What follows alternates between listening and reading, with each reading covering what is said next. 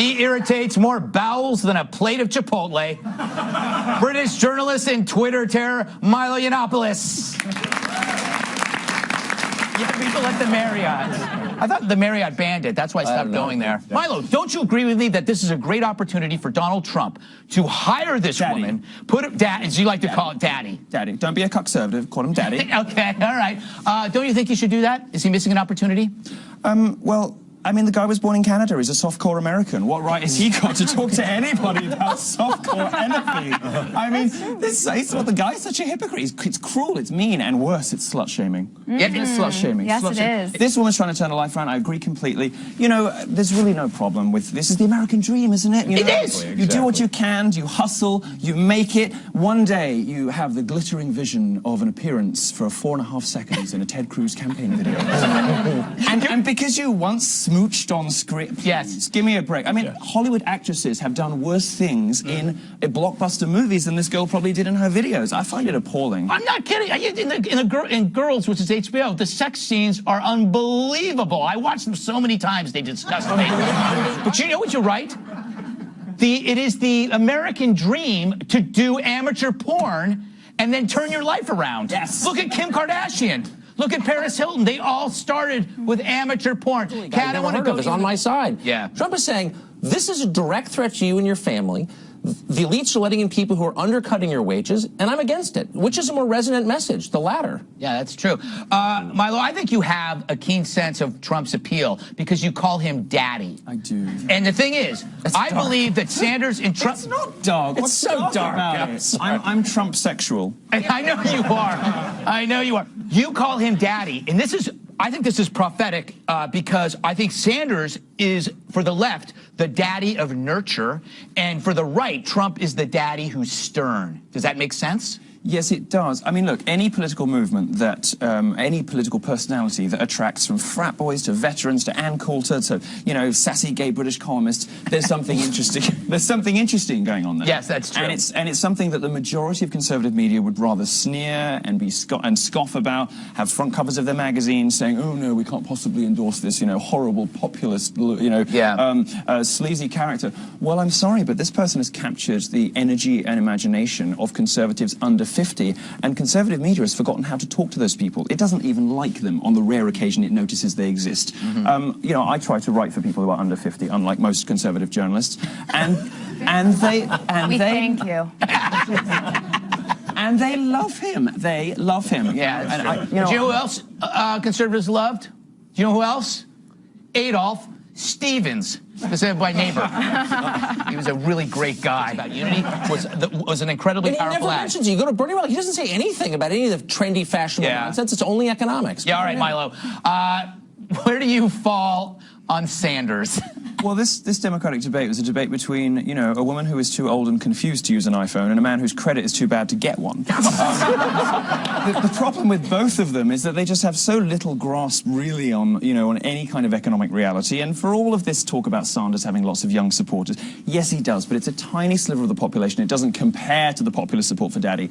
And actually, what you just... I'm just saying, and what you discover is that these voters are actually quite politically promiscuous. They don't necessarily care too much about policy. People don't vote for Trump or Sanders because of anything specific they say. Right. They vote to thumb their nose up at the establishment, to stick two fingers up at the, you know, the whole Washington thing. So my hope is that Sanders is going to cost Hillary a fortune, then drop out, and then all his supporters will come over to Daddy, and we'll win. Come over to Daddy. Come to Daddy. That should have been his motto from day one. All right, Kat.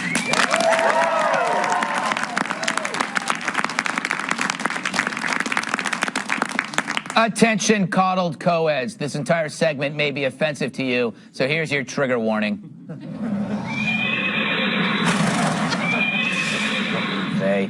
This week at Rutgers University, which I believe is in New Jersey, who knows, a guest on our panel tonight gave a speech. Milo Yiannopoulos was invited there at Rutgers to speak about how the progressive left is destroying education. While on stage, he suggested that any student who requests trigger warnings in safe spaces should be immediately expelled. Let's take a look at how the crowd reacted. They have demonstrated that they are incapable of exposing themselves to new ideas. They have demonstrated that they are incapable of engaging in the humble pursuit of knowledge. This man represents hatred!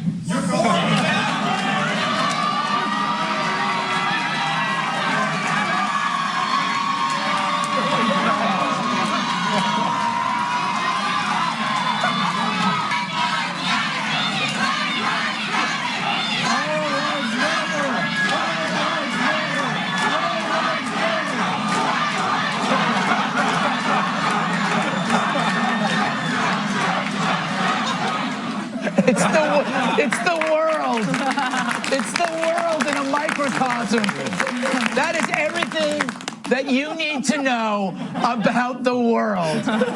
Black Lives Matter, Trump, Trump, Trump. Black Lives, I mean, why don't we just, that's it. All right, Milo. I mean, Trump won, so yeah. Truth and justice always prevails in the end. The Trump chants did beat out the Black Lives Matter chants, so I was very happy about that. Did you know this was going to happen? Everywhere I go becomes a bit of a mini sensation these days, and I think it's my natural humility. Yes. You know, I tend to bring the internet to life in my audiences. You know, so Yeah. I get the Black Lives Matter, I get the feminists, I get the Trump supporters. You know, Yeah. my fans are very sort of a wonderful dysfunctional coalition of people. Anyway, so yeah, I was making what I thought was a relatively uncontroversial point, which is that universities should be centers of learning. Yeah. And this was apparently enough for these feminists to say, this man spews hatred and smear themselves with red blood, assault somebody afterwards, and then Black Lives Matter started stopping people getting home when they're outside, which nobody has footage of. But yeah, just absolutely crazy. I mean, American university campuses are nuts. So here's the thing, Tucker. I believe that what Milo is doing is not a speech, it's performance art. He is actually proving his premise by simply showing up. He actually instigates the problem that he's talking about, right? It doesn't take much. These people have a hair trigger. Smearing red paint on their faces? What? We hope it's red I paint. kind of like it. And you heard because Isn't that like a directed? Isn't that like culture appropriation for the American Indians? Isn't that Red Indians. Yeah. And they were doing Black Power as well, weren't they? With the red all faces that like stuff. this. And what about the people who can't afford paint? They're at home. They spontaneously bleed. No, they're spontaneous. That's it. like That's stigmata. it. Yes, stigmata. I want to ask the janitor who had to clean that up. How Well, privileged That's the is story. my point. I mean, really, that's the height of entitlement, to not clean up your mess. That is so true. They're like rock stars trashing hotel rooms, or legendary actors, Stephen. I've never known an actor to. By the way, we put you at the Hyatt for a reason. No, I've never been there. You wrote your initials on the wall, and that wasn't blood. Hey, when you were in college, did you ever? I mean, what is happening? You were in college in the '80s, I imagine. You know, I was in college at a time when people were actually learning something. Yes. And that's a long time ago, and just shows how old I am. But what's happened is that the educators, the people, the professors have. I don't know where they came from. They came from another generation. They were students. Yeah. You know what it is? It's like a virus that's just passed down. It just perpetuates this and then these mindset. These kids will have no discernible talents, so they'll have to become those professors. And they're going to be voters soon. Which Yeah. is really scary. Kat, you've been following this stuff a lot. What's your take on this? Surprised, disappointed, aroused? You know, everybody knows that the best way to get people to take you seriously and your point of view seriously is to just smear a bunch of fake blood on your face and start screaming. It's very intellectual.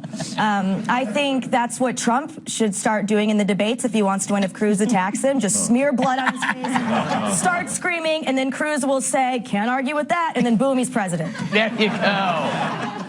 See, we learned something there. Very little, actually, but we learned something.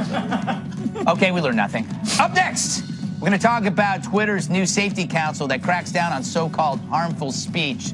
And James Woods launched this $10 million defamation suit against an anonymous Twitter user who called him a cocaine addict. Will Twitter be forced to reveal the identity of that user? And is it Joanne? That's next. They're wheeling and dealing to prevent hurt feelings. This week, Twitter announced the creation of a trust and safety council to ensure users, quote, feel safe expressing themselves. What? The council's comprised of over 40, mostly liberal organizations, including the Anti-Defamation League, GLAAD, and something called the Dangerous Speech Project, which sounds like the name of my Fish tribute band. While proponents say the council will help Twitter prevent harassment and bullying, critics argue it could be used to squash certain political viewpoints like mine and even censor free speech. And another Twitter free speech news, actor and my Pilates partner, James Woods, stepped closer to unmasking a Twitter user who called him a cokehead last year. Woods sued him for defamation. The anonymous defendant tried to get the $10 million suit dismissed, but the judge said the case can proceed, and everyone celebrated with an 8-ball. I'm joking, don't sue me.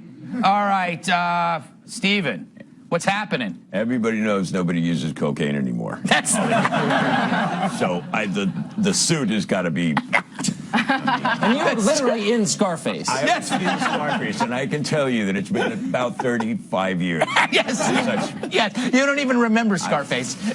No, but the other thing is about Jimmy, and I can call him Jimmy because I know him.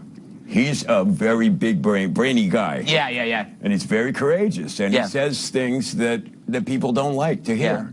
So it makes sense that someone would maybe overhear him and accuse him of doing some drug. Yeah. That's so true. Because he's smart. No, it's because he's conservative and everybody thinks you're on drugs. Conservative. You have to be on, if you're conservative, you're on drugs. In Hollywood, that is. Tucker, thoughts on this? Should it be anonymous? Yeah, I mean, I'm all for privacy, but what really strikes me is the assault on free speech by the left. This is a huge change. When I was a kid, I'm not that old, liberals were flaky and they were into macrobiotic food and all yoga and all that stuff, but in the end, they really kind of did support your right to say something they disagreed with. Now they don't, and that's where the conversation ends. You can't even have a conversation with someone who doesn't acknowledge your right to have a divergent view. That becomes fascism. That is actually a threat to America, for real. Like, all the other crap aside, that is the core of it. They threaten that threat. No, you're right, though.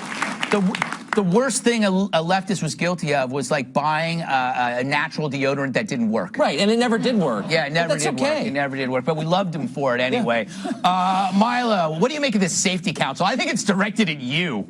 No, it's literally all about me. Yes, it is. It is. I'm why it happened. Yes. And you know how I know this? Yes. Is there's this crazy woman called Anita Sarkeesian from Feminist Frequency, this far-left, wacky video games critic who would never have been on there if it hadn't been for me, and me getting unverified because I got the wrong opinions on Twitter. They took my check mark away. Can you believe that? No. It's like buying a business class ticket and then you get on the plane and they tell you to turn right. I felt disgusting for weeks. What was it like back there in the unverified section? It's awful. The food is terrible. It's like a cattle car.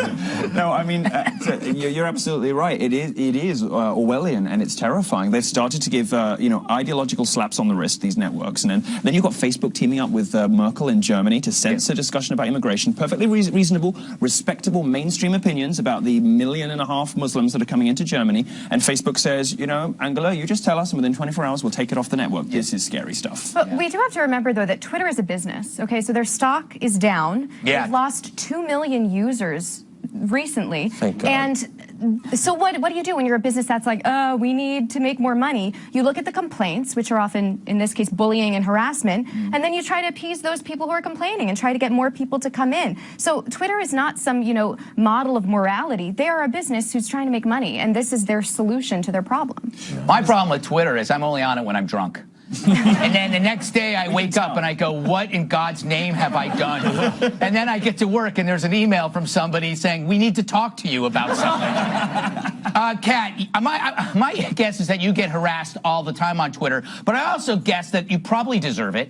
I do get harassed all the time, but it doesn't bother me emotionally like people complain about, because some people, they say, love comes from within. My self-hatred comes from within. It's got nothing to do with those people. And if the people can't handle being on Twitter, don't be on Twitter. Go play an acoustic guitar at a coffee shop in Brooklyn or Portland and cry into your tea or whatever. But just get off of it, because you know what?